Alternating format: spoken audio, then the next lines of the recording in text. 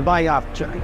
The bottom line is that these two companies have a huge opportunity. There are only two companies in an entire sector.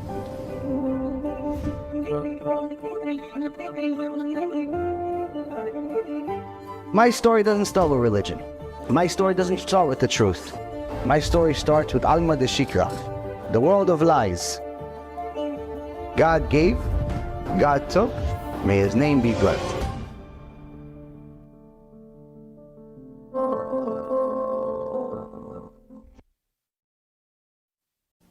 But the first thing to know is that who is wise? According to Ben Zoma, it's not the one that possesses the wisdom of the secular world, and it's also not the one that possesses what he believes is Torah, even. There are many people that know, you ask them Alachot Shabbat, they'll tell you the whole thing by heart. You ask them Shulchan Aruch, they'll tell you things by heart. Many pages by heart, laws by heart. You ask them certain stories, they'll tell you that which page it's on. They'll know a lot of things by heart.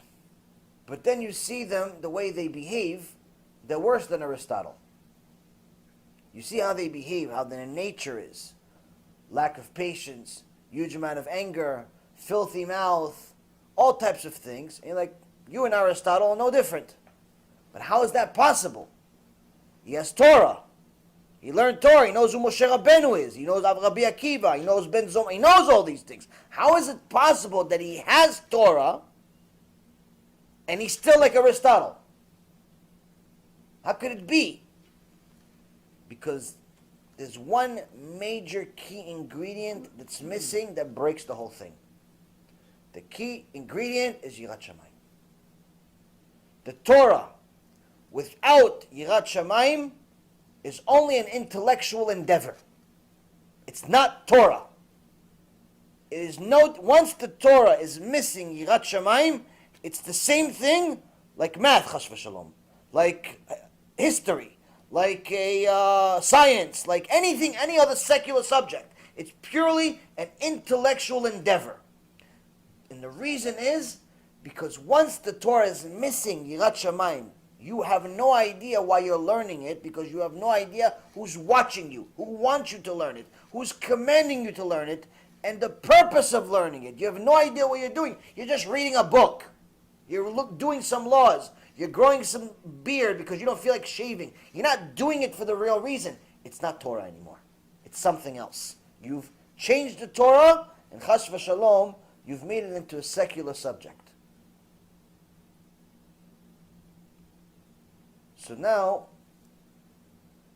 Ben Zoma is telling you, who's wise? It's someone that not only has the real Torah by applying this Torah, says, this is what Moshe Rabbeinu did, I'm going to do that. This is what Avraham Avinu said, I'm going to do that. This is what Ben Zoma said, I'm going to try to apply this. I'm going to do this. I'm going to do this. Why? Because I know it's good for me. It's hard. It's good for me though. But it's hard. It's going to be good for me. It's tough to do this. It's tough to change. It's tough to keep your anger inside. It's tough to do all these things. But you know it's good for you. When you start applying it, because you have YIRAT SHAMAYIM, because you have a connection to HaShem, and you're afraid of the outcome of sinning, Ben Zoma says you're at the beginning of wisdom. But what's the ultimate level of wisdom that he's talking about here? It's not that you possess Torah. It's if you chase it. It's not that you possess wisdom. It's if you chase wisdom. Someone that knows a lot of Torah is called a Talmid Chacham. In Hebrew it's called Talmid Chacham. Talmid Chacham literally means wise student. Now if he's the Gdol Ador, he's the biggest rabbi of the generation, why are you still calling him Talmid? He's a rabbi. He goes, no, he's Talmid Chacham.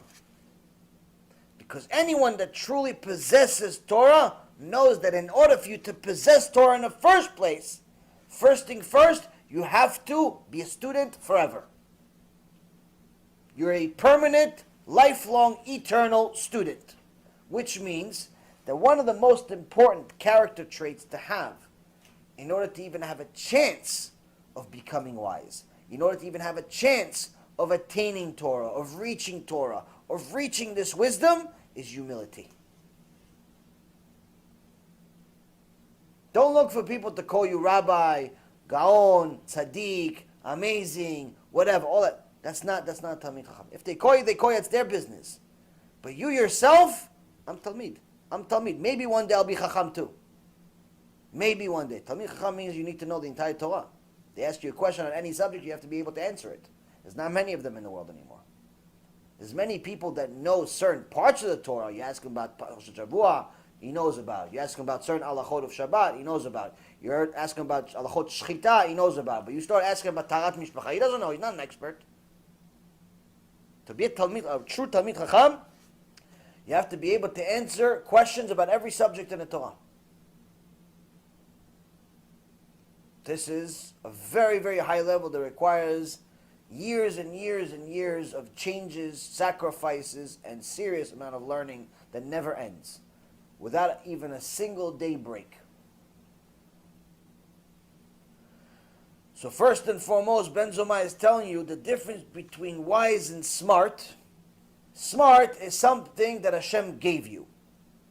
Hashem gave you a brain with an IQ of 150. You decide to use it for science. You decide to use it for architecture. You decide to use it for, fashion.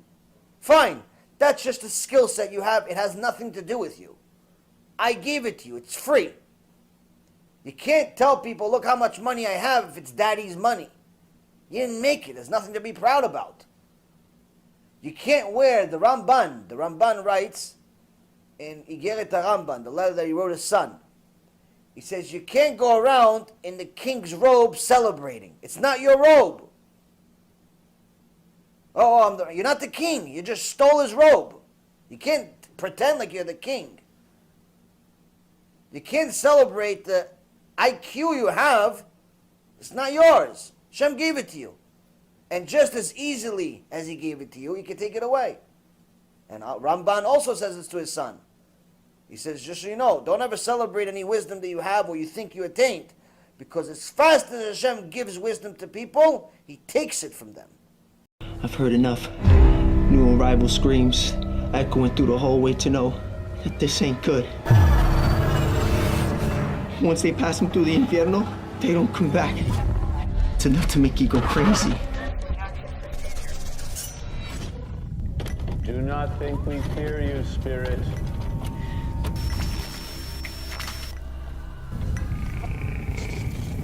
We know your power is born of evil.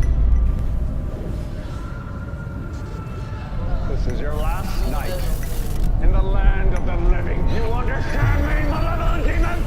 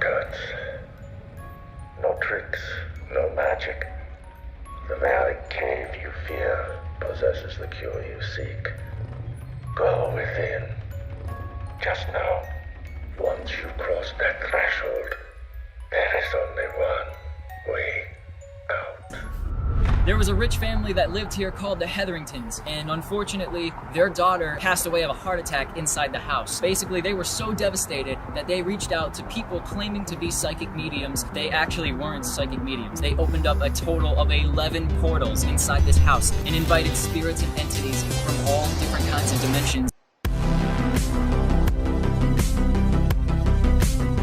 Well, I think there are certain pieces of evidence that there is an afterlife. Resurrection of the dead is affirmed pretty clearly in the Talmud and the Midrash. To be honest with you, to give this lecture is a nightmare. If it was up to me, I wouldn't do it. There's going to be some graphic details. This place is a maze. The person after death went to a place called Sheol. This is by far the largest near-death experience study that has ever been conducted. People go to a place and they experience weird things. And sometimes they actually will see a character of some type. Well, where did that come from?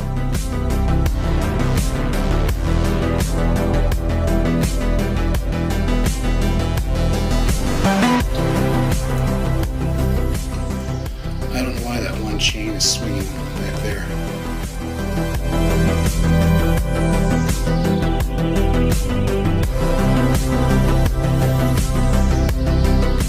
They may describe feeling profoundly peaceful, seeing a bright, warm, welcoming light. Some people describe watching doctors and nurses working on them with incredible accuracy. Next thing I knew, I was above my body watching the operation. How long did you feel like you were gone? I went to a place of timelessness. And so what that means, it could have been a second, could have been 5 minutes. I don't know.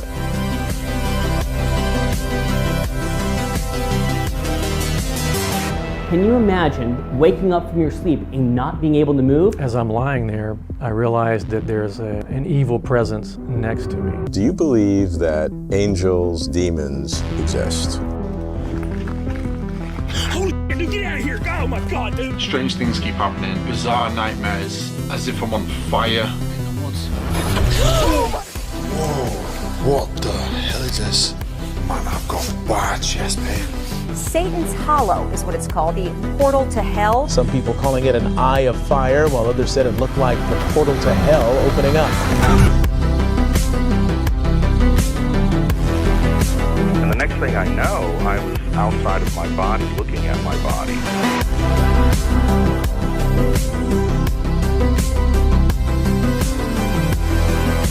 What I'm going to do is called claromancy, the art of throwing lots or throwing bones. 2,000 years of experience, passed down, recorded, of how demons work. God has them all on a leash, and he lets the leash go enough to let them tempt us, because that's what makes us spiritually stronger.